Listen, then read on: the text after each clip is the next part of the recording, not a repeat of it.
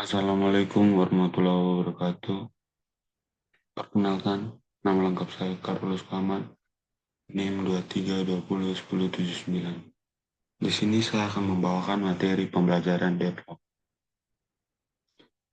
dengan matkul sistem operasi dengan dosen pengampu Bapak Muhammad Zainuddin. Yang pertama, ini adalah syarat perlu terjadinya deadlock, yaitu dibagi menjadi 4. Yang pertama, mutual exclusion, hold. Yang kedua, hold and wait. Yang ketiga, non-permission. Yang keempat, circular wide. Di sini ada terjadinya deadlock, yaitu ada 4. Yang pertama adalah hanya satu mobil boleh menempati satu persimpangan pada suatu waktu. Jadi kayak contohnya ini dari arah sini, kan ada bertabrakan gitu. Itu disebut mutual exclusion. Yang kedua, mobil boleh diam di persimpangan ketika menunggu untuk sampai ke persimpangan berikutnya. Itu adalah hold and wait. Jadi itu mobil boleh diam di persimpangan menunggu sampai ke persimpangan berikutnya. Jadi dia menunggu untuk lanjutkan perjalanan. Yang ketiga, mobil tidak dapat dipindahkan dari tempatnya pada arus lalu lintas, hanya dapat jalan ke depan. Jadi yang saya contohkan tadi. Yang keempat, kumpulan mobil dalam situasi deadlock termasuk juga mobil yang ada di tengah persimpangan, yaitu circular way. Kita lanjut. Di sini ada kondisi penyebabnya deadlock. Yang pertama adalah mutual exclusion. Jika satu proses menggunakan suatu reclusion, tidak ada proses lain yang boleh menggunakan reclusion tersebut. Yang kedua, hold and wait. Pada suatu proses mengakses suatu reclusion, proses tersebut dapat meminta izin untuk mengakses reclusion. Yang ketiga, non-permission.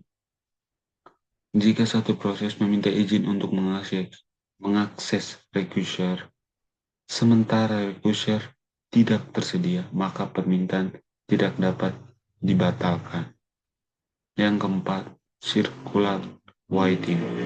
Jika proses PI atau proses sedang mengakses rekursor RI.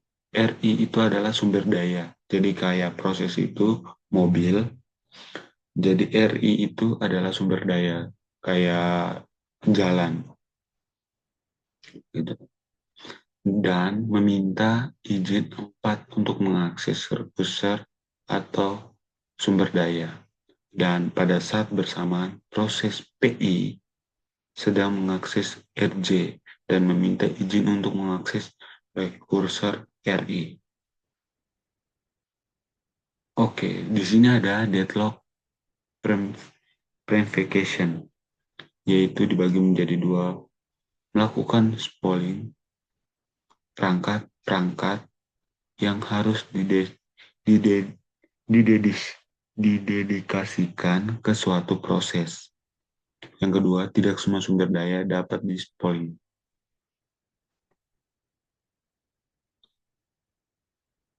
Yang keenam, ada deadlock prevacation.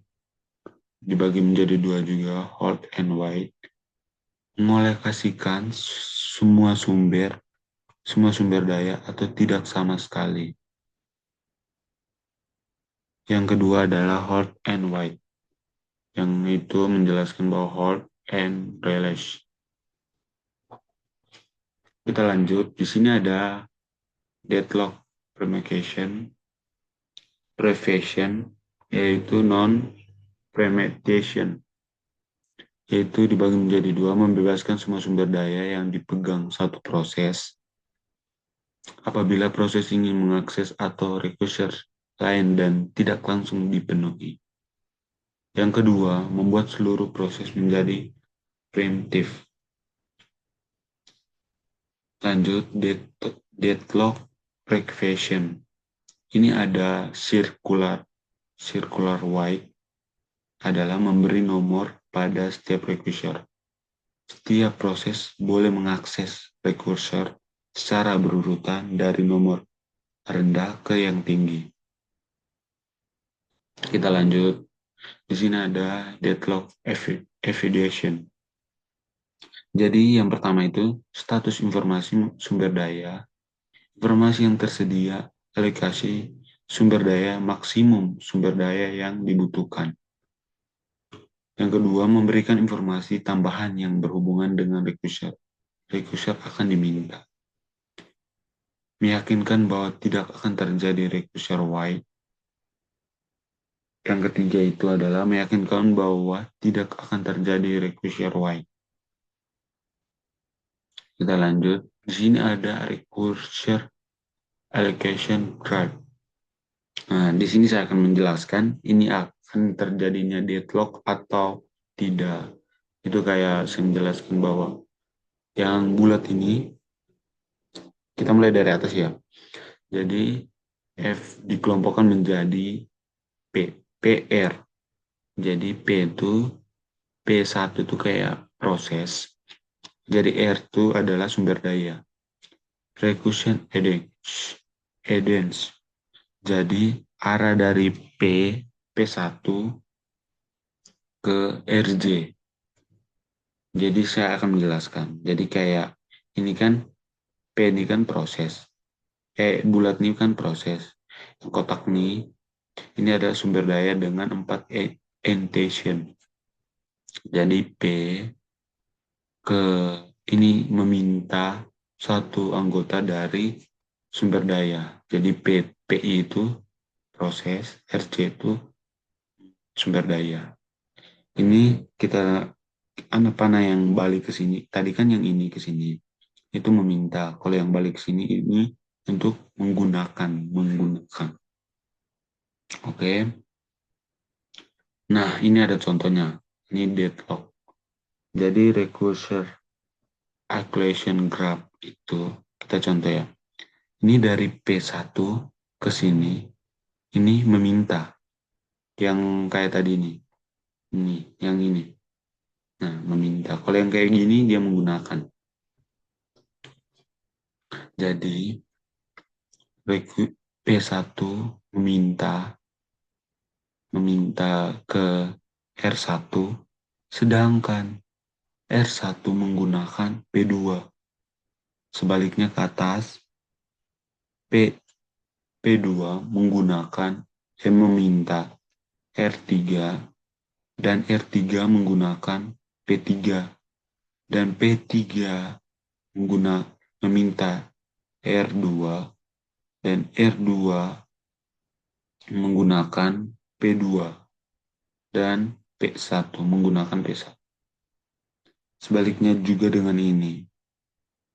Ini satu meminta R1 dan R1 menggunakan P2 dan R1 menggunakan P3. P3 meminta R2 dan R2 meminta P4.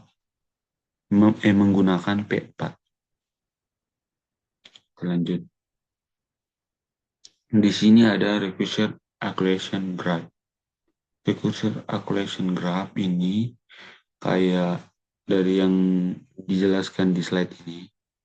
Sama juga seperti ini yang jadi P1 meminta RJ itu sumber daya. Jadi di sini ada claim education, claim RK P1 ke RJ. Proses PI boleh meminta requester sumber daya suatu saat di masa depan. Oke. Kita lanjut. Kelemahan algoritma Banker. Yang pertama, tidak semua proses mengetahui max require. Kedua, jumlah proses tidak tepat.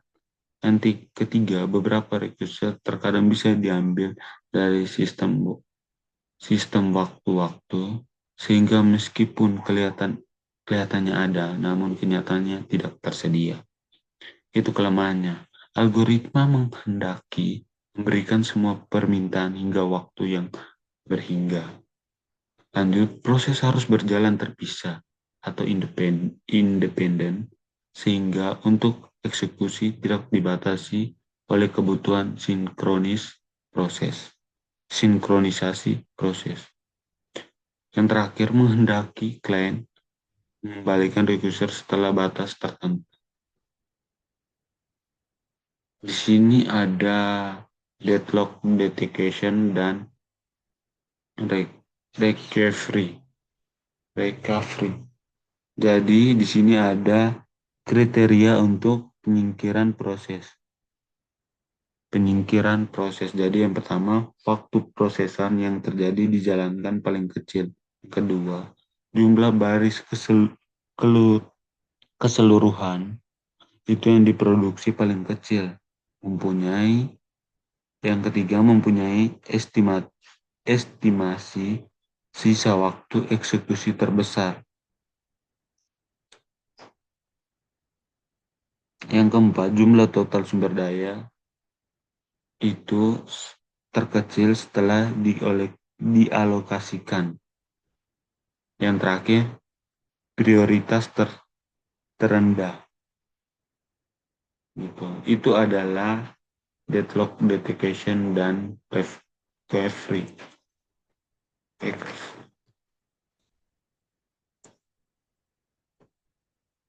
Oke, kita sudah berakhir dari PPT saya. Mungkin kurang lebihnya saya mohon maaf apabila ada salah kata. Saya akhiri PPT ini. Wassalamualaikum warahmatullahi wabarakatuh.